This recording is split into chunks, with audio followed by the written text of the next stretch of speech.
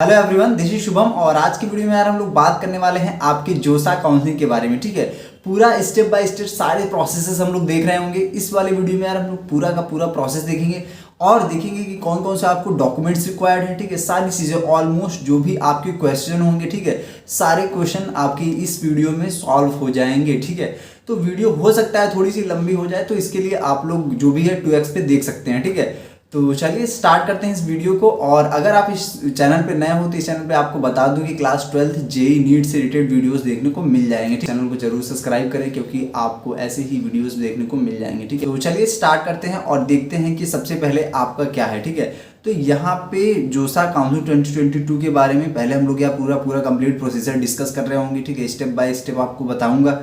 फिर इसके बाद पहली चीज़ की यहाँ पे आपको कोई भी फीस नहीं लगती है। ठीक है, कोई भी फीस आपको ज़रूरत नहीं है फीस देने की। इसके बाद हम लोग यहाँ देखेंगे जोसा और CSAB राउंड के बीच में क्या डिफरेंस होता है, कैसे आपको अप्लाई करना होता है। ठीक है, कौन कौन सी चीज़ें होती हैं। ठीक है, इसके बाद डॉक्यूमेंट्स क्या लगते हैं, ये सारी चीज़ें। इसके बाद आपके यार बेसिकली आप 5 मिनट देख सकते हैं वीडियो। ठीक है, 5 से 7 मिनट का वीडियो हो सकता है। ठीक है, सबसे पहले आपकी व्हाट इज जोसा काउंसलिंग, जोसा काउंसलिंग है क्या। ठीक है, तो ये बेसिकली यार बेसिकली आपका जो ज्वाइंट सीट एलोकेशन अथॉरिटी है। ठीक है, इसको जोसा हम लोग बोलते हैं।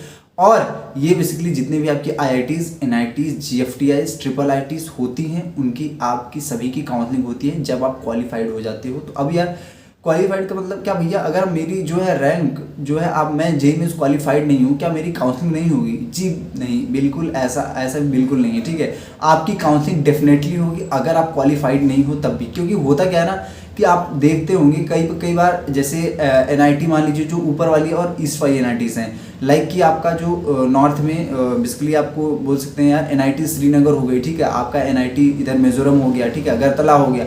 मतलब ये सारी NITs में आपको देखते होंगे कि 6-6 लाख तक बच्चों को जो होम स्टेट है उनको सीट मिल रही है। ठीक है, तो अब क्या वो क्वालिफाइड होते हैं? क्वालिफाइड तो 2.5 लाख के आसपास बच्चे होते हैं, लेकिन उनको भी सीट मिलती है। मतलब उन बच्चों को भी आपका वहाँ पे काउंसलिंग होती है जो क्वालिफाइड नहीं होते हैं। ठीक है, तो इस चीज़ को आप अपने दिमाग से निकाल दीजिएगा। ठीक है, तो देख लेते हैं यहाँ पे आपकी जो IITs NITs के यहाँ सीट दी गई है 31 NITs और IESTs। ठीक है, वो भी आपकी सब चीज़ हैं। ठीक है, इसके बाद हम लोग बात कर लेते हैं यार भैया कब से स्टार्ट होगी हमारी काउंसलिंग। तो जैसे ही आपका जेई एडवांस का रिजल्ट आ जाता है। ठीक है, मेन चीज़ है क्या है, जैसे ही आपका जेई, जो हो सकता है आप बाद में वीडियो देख रहे हो, तो जैसे ही आपका जेई एडवांस का रिजल्ट आ जाएगा, ठीक है, उसके बाद आपका स्टार्ट हो जाएगा। अब यार 2022 के अंदर आपका 11th को आने वाला है। ठीक है, तो लगभग 3 से 4 दिन रह गए हैं। ठीक है, तो काफ़ी क्लोज आ चुका है वो टाइम जिससे काफ़ी बच्चे। हाँ, और हाँ यार एक चीज़ है कि क्या भैया आपका कोई रजिस्ट्रेशन फीस लगेगा? नहीं, बिल्कुल यहाँ पे कोई रजिस्ट्रेशन फीस नहीं है जोसा काउंसलिंग की। और अगली चीज़ के ऊपर चलते हैं कि भैया अगर जैसे आपका मतलब बेसिकली आपका जो रिजल्ट है वो आ जाएगा जेई एडवांस का, तो कौन कौन से बच्चे वहाँ पे भर सकते हैं। ठीक है, तो जो भी बच्चे यार क्वालिफाइड है नहीं क्वालिफाइड है उससे मतलब नहीं है, आप भर सकते हैं। इसके बाद जो भी बच्चे जेई मेंस के लिए क्वालिफाइड है, ठीक है, जो एडवांस पेपर नहीं दिए हैं, वो बेसिकली जो भी एडवांस के लिए क्वालिफाइड नहीं है, तो उनके में क्या आ रहा होगा, उनके भी केवल बेसिकली NITs IIITs GFTIs आएंगे। ठीक है, बट जो बच्चे एडवांस के लिए क्वालिफाइड है, ठीक है, उनके लिए आपका सब कुछ आएगा। ठीक है, IITs आएगा, IIITs आएगा, GFTIs चॉइस फिलिंग के टाइम में सब कुछ आएगा। ठीक है, तो ये रही छोटी सी इन्फॉर्मेशन। अब यार ये हो गया आपका कि मतलब जेई एडवांस रिजल्ट आपका 11 सितंबर को आ रहा है, ये सारी चीज़ें। ठीक है, अब यार एलिजिबिलिटी क्राइटेरिया क्या होता है, तो आपका एलिजिबिलिटी क्राइटेरिया एक है, दैट इज़ कि आप जेई मेंस दिए होना चाहिए। ठीक है, आप जेई मेंस और जेई एडवांस आपको देना पड़ेगा। ठीक है, इसके लिए।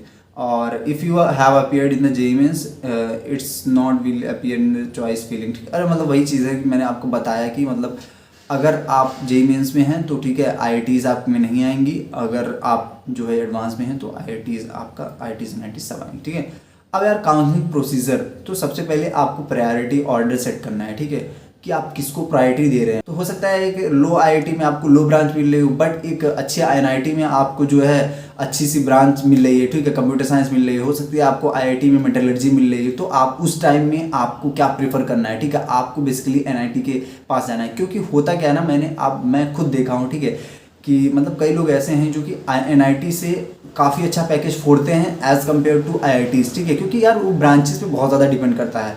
अगर आपकी ब्रांच अच्छी है तो वेल एंड गुड, आप अच्छा फूड ले जाओगे। ठीक है, अब अगर आपकी बात ब्रांच CS हो गई, EC हो गई और इलेक्ट्रिकल हो गई, आईटी हो गई, तो ये वाली ब्रांचेज आपकी जो हैं वो आप अगर आपको एनआईटीज़ में मिल रही हैं, अगर एज़ कम्पेयर टू अगर आपको आईटीज़ में लोअर ब्रांचेज मिल रही हैं तो आप एनआईटी प्रेफर करिए, ठीक है। ये पर्सनल ओपिनियन है और मैंने देखा भी है, ठीक है। तो ये चीज़ है, क्योंकि कई दोस्त हैं मेरे तो उन्होंने ऐसा ही हुआ था उनके साथ।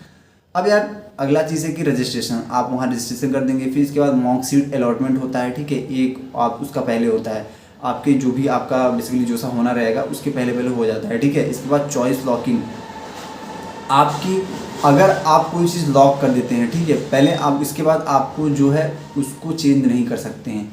तो ये चीज़ आप अपने दिमाग में बैठा लीजिएगा कि लॉक करते समय आपको बहुत अच्छे से ध्यान रखना है, ठीक है, नहीं तो आप फिर बाद में चेंज नहीं कर पाओगे।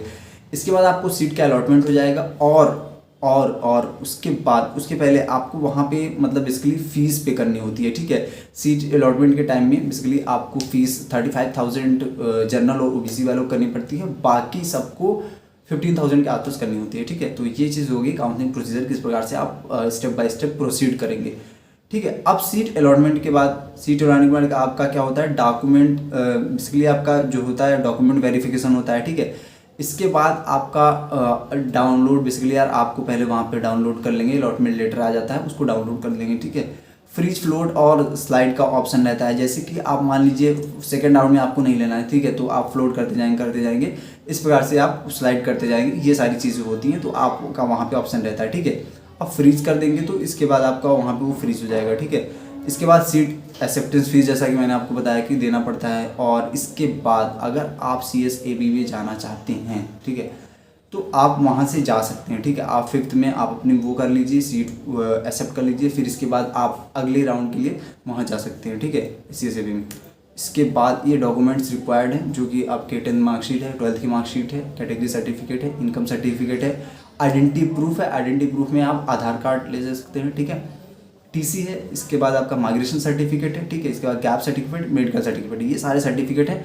अगर आपने नहीं बनवाया है तब भी आपके पास अभी 1 वीक का टाइम है, ठीक है।